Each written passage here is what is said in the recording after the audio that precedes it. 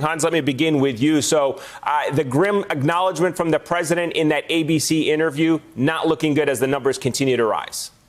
And we have a change from the president this morning. He just tweeted just moments ago, as you mentioned, that he wants his coronavirus task force to continue indefinitely. Now, this marks, I don't know if it's a clarification, a reversal. I can tell you that throughout the day yesterday, the president, the vice president, and numerous administration officials that we spoke to had said that the task force would be winding down. And in some cases, officials were telling us it had already started winding down. But here's what the president is saying this morning about it. He's saying that the task force will continue on indefinitely with its focus on safety and opening up our country again. We may add or subtract people to it as appropriate. The task force will also be very focused on vaccines and therapies.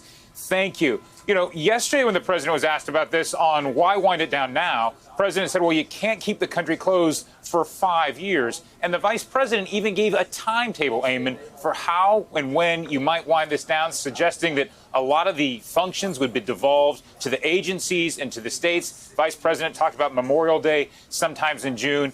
And as I mentioned, officials had been telling us all day yesterday when this news initially broke that it had already, the task force had started winding down.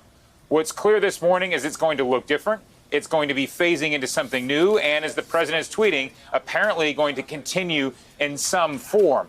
Now, you did mention the president's stark language yesterday, and he does seem to be talking more about just the challenges and the number of death tolls that we could have from this virus. Eamon?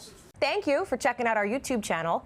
Why don't you subscribe? It's really easy. Just click on that button down there. And for more news from MSNBC, click on any of these videos here for the latest interviews and highlights. You can get more videos from MSNBC with our newsletters. Head over to msnbc.com/newsletters to sign up.